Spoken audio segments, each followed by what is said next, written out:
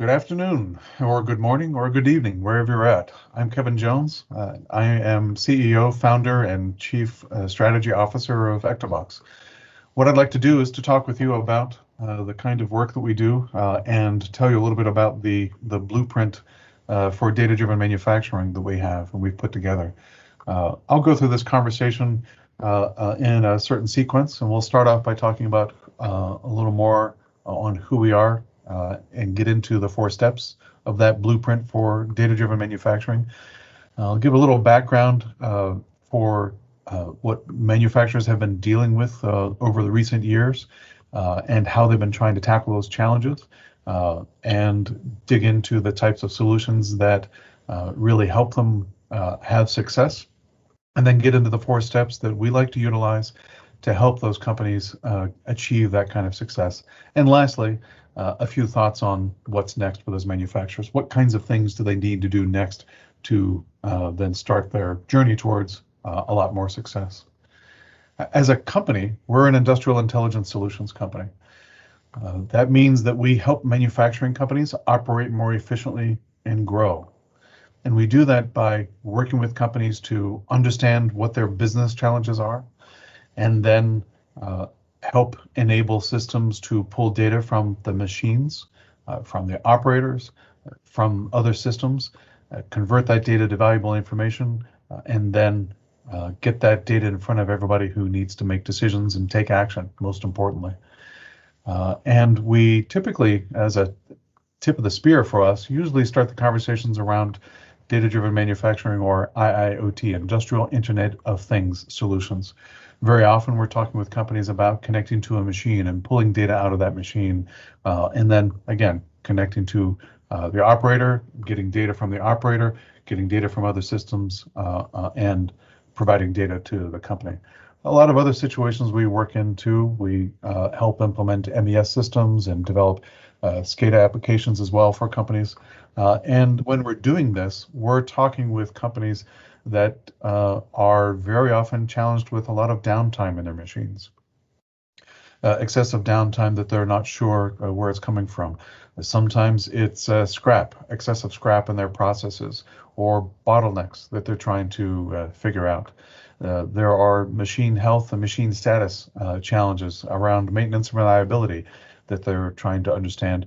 Production capacity and production throughput challenges, production scheduling and on-time deliveries. A lot of different situations they get into where they have challenges. And there are a few ideas that we have and we feel very strongly about that can help them succeed. And it's not just using our tools and using the data from their systems, but other things they can think about as well, which we like to make sure that they're thinking about and implementing.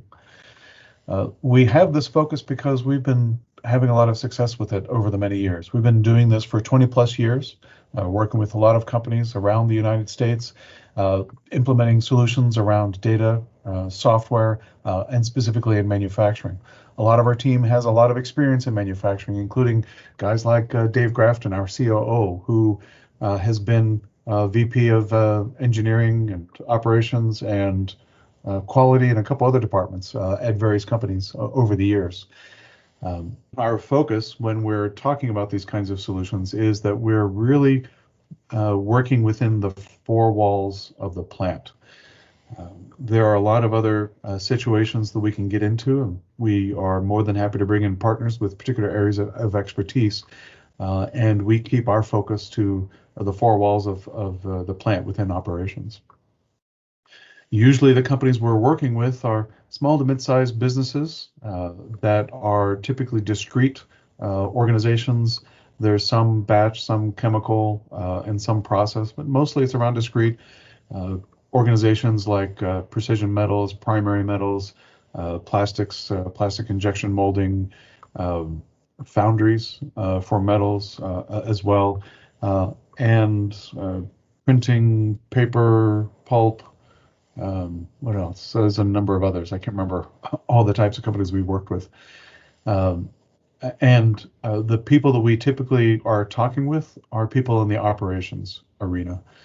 Anybody from the manufacturing engineers and process engineers up to plant managers, directors, VPs, and managers of operations to COOs and owners. And again, when we're talking with them, we're talking about a lot of the challenges that they have and how they're trying to succeed. And when we're working with them, we have found that we have had really good success rate and enabling solutions for them. And so with that said, we've pulled together all of that experience over the years and that knowledge and put it into a very straightforward system, which we call the Blueprint for Data-Driven Manufacturing. And it's basic 4 steps.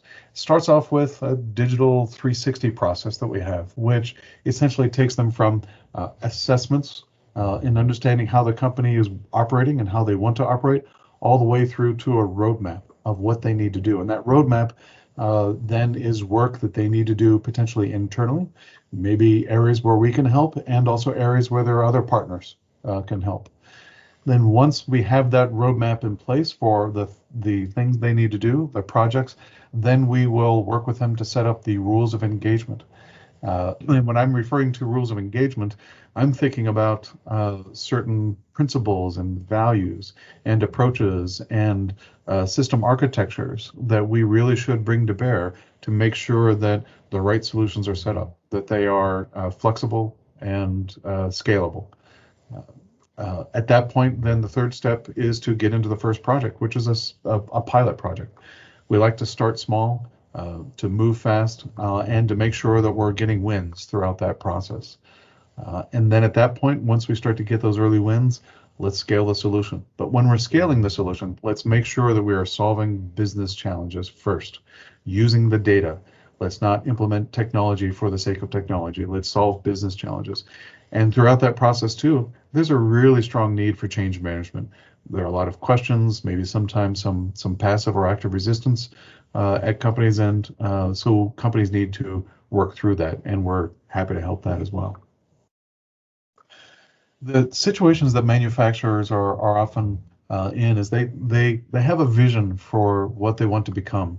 And it's pretty obvious what it is. They want efficient operations, which means that they're manufacturing really high quality products at a production level to meet or exceed the demands of their customers.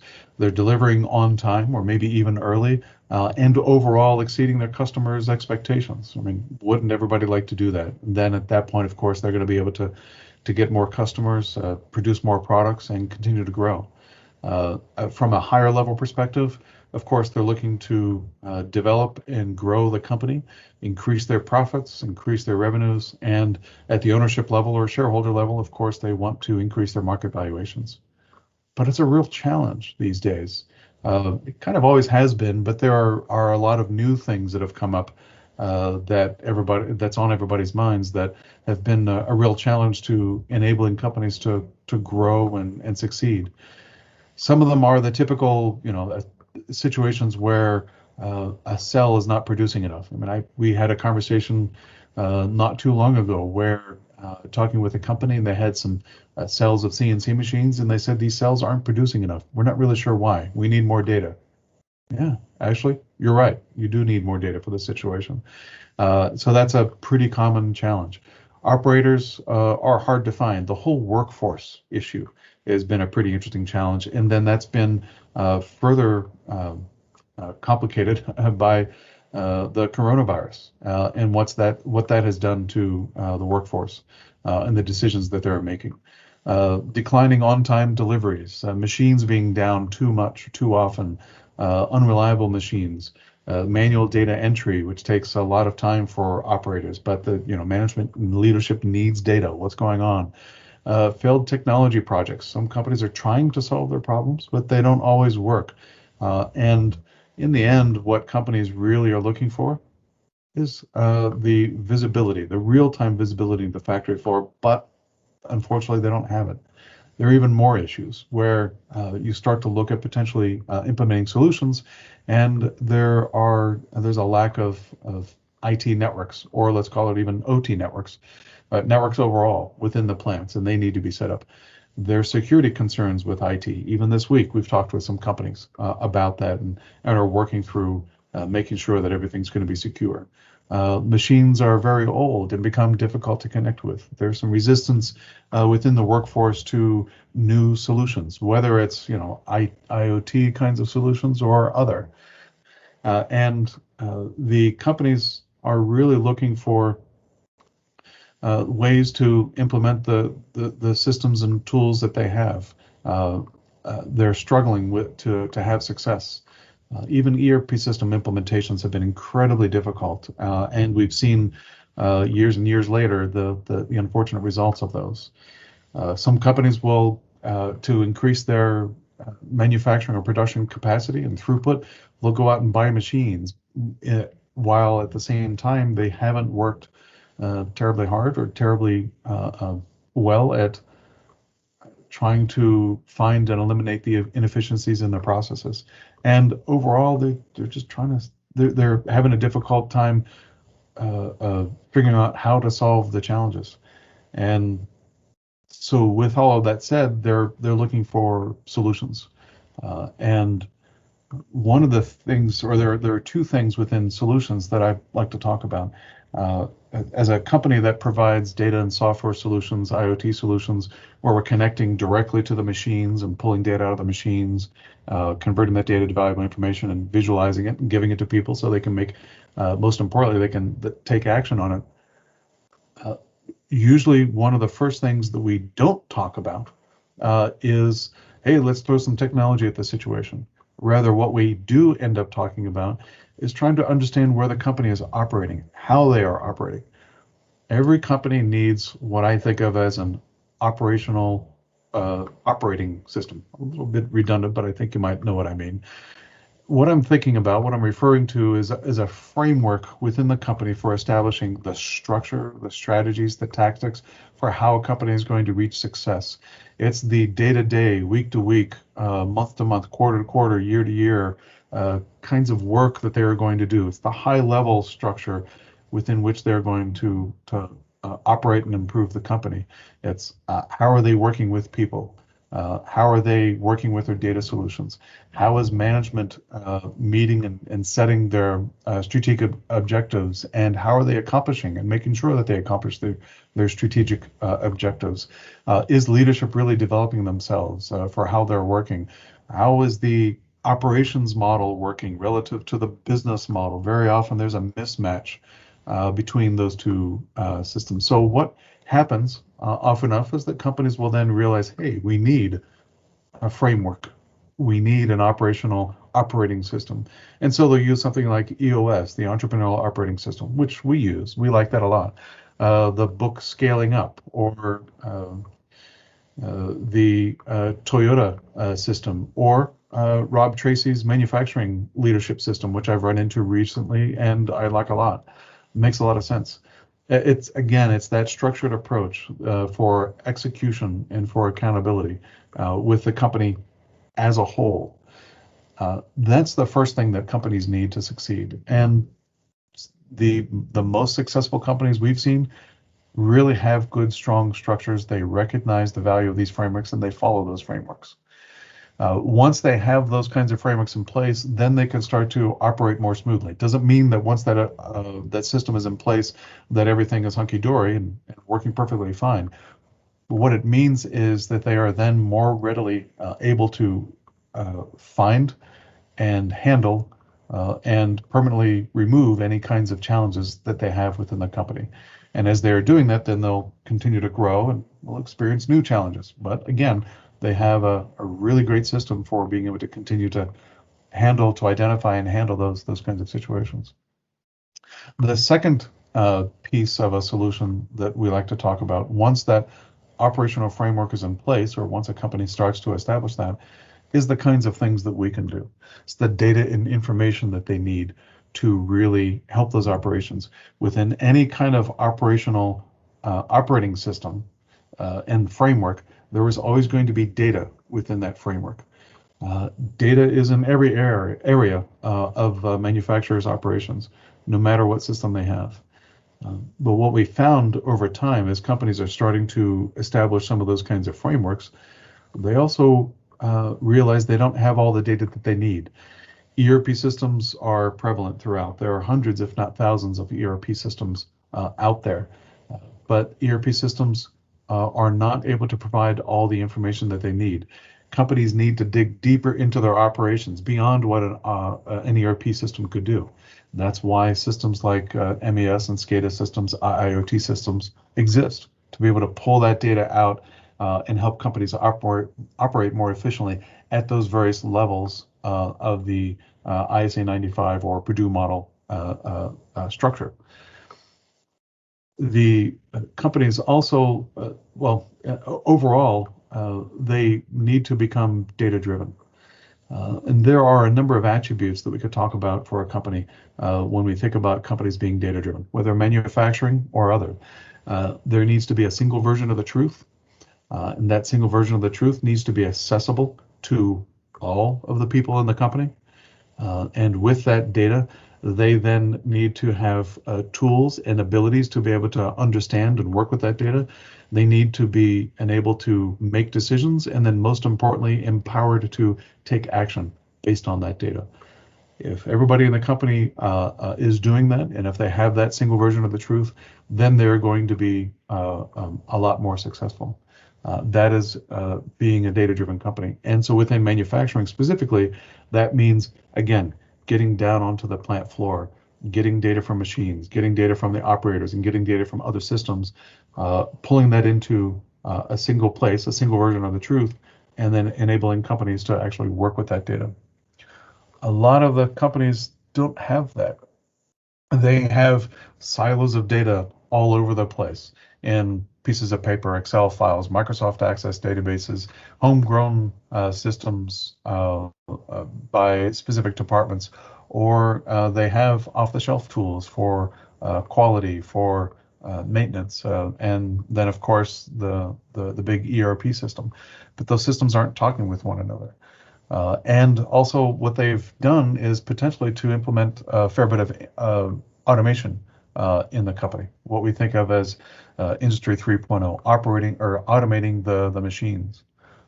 But within those machines, if those machines aren't connected, there's a ton of valuable data trapped within those machines. And if you're not getting data from your operators, there's a ton of valuable data trapped within your operators. Let's get access to it. Let's understand what's going on, because with that data, you're going to be able to get from the operators and from the machines a wealth of knowledge about how you're operating now, your current status, and how you could be operating.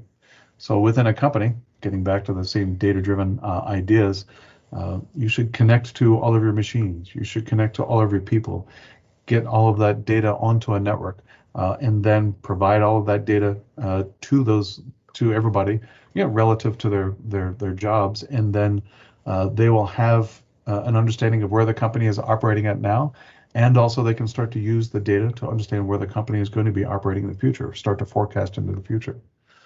But because a lot of companies are still in this Industry 3.0 kind of situation, silos of data, machines that have data but they're not connected, those companies really should start to think about transforming or changing and moving from Industry 3.0 to what we call Industry 4.0.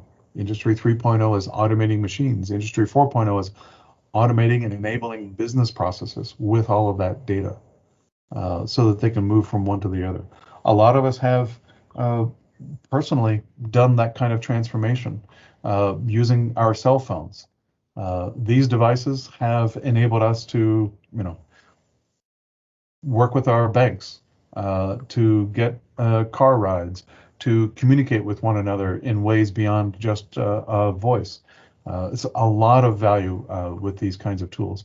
And so personally, a lot of us have kind of done that, let's call it Industry 3.0 to 4.0 transition, but we'd be lying if we said even as much as 10% of the companies, manufacturers out there have done that kind of transformation. So this is where companies are at, and it's this kind of transition or transformation that they need to go through to get the data from their systems, use that data to enable people and empower people to understand what's going on, to automate business processes, and most importantly, to take action based on that data. Here's a quick diagram using some ideas from Walker Reynolds and his crew at 4.0 Solutions of how he thinks about a company and their operations. You sell something, then you plan it, and then you execute it in the manufacturing plant floor. And within that plant floor, you're monitoring and controlling the plant. And then you are at a lower level on the ISA 95 diagram, you are monitoring and controlling the machines. And then as you are producing those products, they go into inventory, or you're also pulling from inventory as well for the raw materials. Once that finished product is ready to ship, you ship it. Then you're ordering more materials, and you're also invoicing for the products that you have produced. And then you start the cycle all over again. And you can see each of the systems that come into play typically for this work. But again, silos of data, and also a lot of companies, especially discrete companies and a number of batch companies that we know of, don't even have MES and SCADA systems. They barely know what's going on within the company or within the plant floor, outside of the data that they're trying to force into the ERP system. And so, again, it's the idea of connecting all of these systems together to get everything to work. And it's that connection of data. That's why I've got the circle in the middle. Data is at the center of all of this, and that there needs to be that hub of data in the center, which then communicates as spokes out to every system. And this is actually part of our data architecture that we implement in all of our solutions. And I have the UNS there to represent the idea of unified namespace, using a data structure that, again, comes from ISA 95 to organize the data, to make that data much easier to work with and consume and produce all over this whole life cycle of manufacturing. So I've talked a lot about the manufacturer situations, the kind of struggles that they have and what they're trying to achieve as a company. I've gotten into a fair bit of the solutions that are the two big, as we see it, big components of a solutions that companies need to implement. One being the frameworks for operating the business, and the second being data and information to help understand what's going on and make decisions, and most importantly, take action. And so now I'd like to talk just real brief about the 4 steps that we like to go through to help companies move from where they're at to getting into that digital transformation, getting that data, that single version of the truth, so that they can really start to change and improve and grow. The 4 steps for our blueprint for data-driven manufacturing are starting with the digital 360 process, then getting into the rules of engagement, which I mentioned before, talking about a pilot, and then scaling that whole solution. With the digital 360 process, we are effectively talking about figuring out where to focus and what is the business challenge that we need to focus on, and then start there.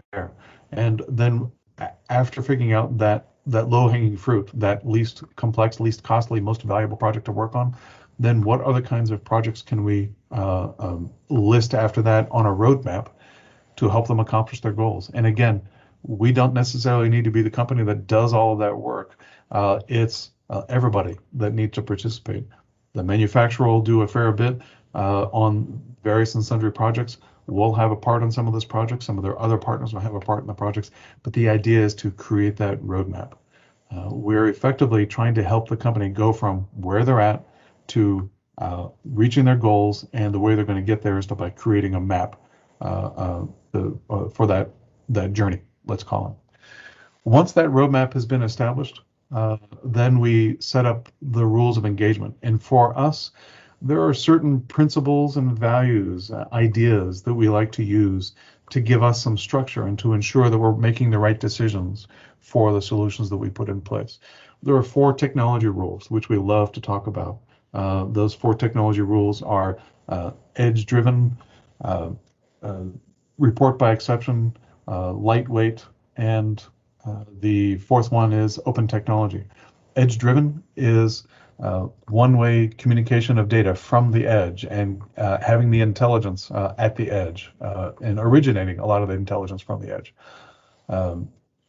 Report by exception is to report only the data changed, as opposed to having pulling the data from the solution.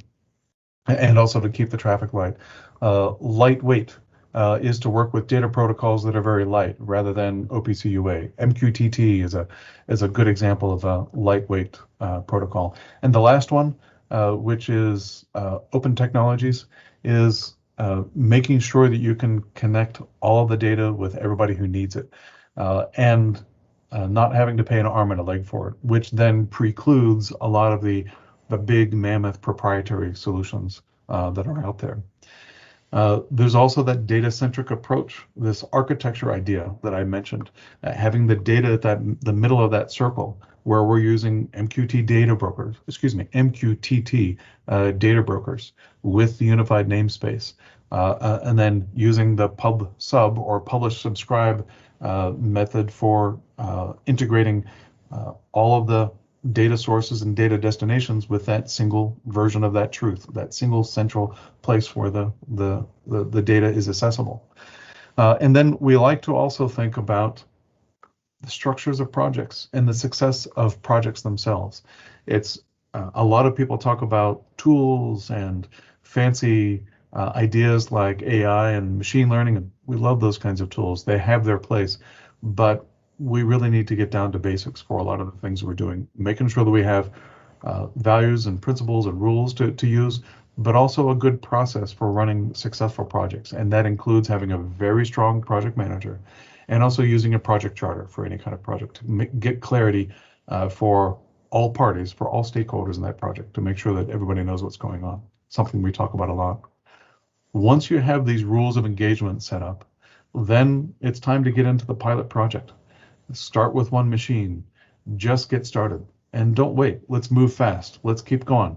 But when you're doing that, make sure that you're also focusing on solving the business challenge, because a lot of companies we've seen are solving the challenges with technology. They're throwing technology at a challenge. One big example that I quote often is a multi-billion-dollar company and their CEO that went to one of the big consulting companies and said, what do I need to do to advance our manufacturing company? And they said, IoT. So the CEO turned around and said, go forth and IoTize. And the engineer said, yes, sir, 3 bags full. What do we do? How do we do it? And they started focusing on sensors and data. Let's gather as much data as possible. But they pretty quickly got themselves wrapped around the axle and weren't able to accomplish anything. So keeping the focus on the business challenge first is a great start. And then once you've done that, it's a good idea to get comfortable continuing to solve business challenges with the new data that you're getting. It's going to be an iterative process over time. Also, keep it moving. Don't overthink and overplan. But at the same time, you don't want to risk the maintenance, reliability, and safety of the plant floor that you're working on. Once you've had good success with a pilot and once you've been able to prove your ROI for the pilot, then it's time to scale up. But again, throughout the whole process of scaling up, always be solving the business challenges based on the data that you have at hand. And at the same time, change management is something that's crucial. It's a topic that's come up a lot recently in various projects and companies that we work with. And so it's an important point to make. Help people find the value and to use the value from the solutions that we put in place and the solutions that manufacturers on their own are putting in place. Make sure you're thinking about that and helping that process along. We found a lot of success with this process. Quite honestly, it's not rocket science, but this is the process we use and it works really well. So with that, then companies will then ask, well, okay, that's fine. But what's next? Well, one of the first things that companies need to do is to take an internal view on what's going on. Get a reality check. What kind of capabilities do you have in-house to do this kind of work? And what's their availability to implement solutions? And how strong is the need for a solution? Based on those answers, then you'll have a decent idea of what you need to reach out for from outside trusted vendors. And then what I'd also suggest is that leadership talk with their trusted network, talk with their advisors, talk with their boards or advisory boards, talk with people in their Vistage groups, and get some feedback as to what's going on. And I'm willing to bet that they're going to tell you, do you have good solid frameworks? Do you have good solid leadership? Is there a good culture within the organization? Are you doing a lot of those basic things for a company? And then if so, then how are you solving those challenges? And do you have enough data to understand what's going on in the plant? Do you have that real-time visibility? If so, then that's the point at which companies will start to reach out to companies like us to help them. One of the things that I'd also throw out to also in this process is to be mindful of the proprietary providers. There are a lot of big companies out there that have big products and big stacks of technology that they want to sell you, or I should say solutions that they want to sell you. But those can really start to become like a finger puzzle. You know, you stick your finger into this little puzzle and then you try to extract your finger, but you can't. And it becomes very difficult to get out of those kinds of proprietary solutions that are out there. Just be careful of that. That's something that we don't buy into. That's not the business model we like to put out there and operate under for manufacturers. It's not fair to them. So therefore, it's not something we practice. With that said, I'd suggest that if at this point you are faced with these kinds of challenges, you have put in place some of those basic solutions around the operating system for your company, and you are ready to start the journey for becoming a data-driven manufacturer, then call us and discuss. We can have a real short chat about your current situation and what we might think might help you, and we'll have an open discussion. And if it works out, great. We're looking forward to working with you. If not, no worries at all. With that said, again, I'm Kevin Jones, CEO, founder, and chief strategist of Ectobox. We're an industrial intelligence solutions company, and I'm looking forward to talking with you.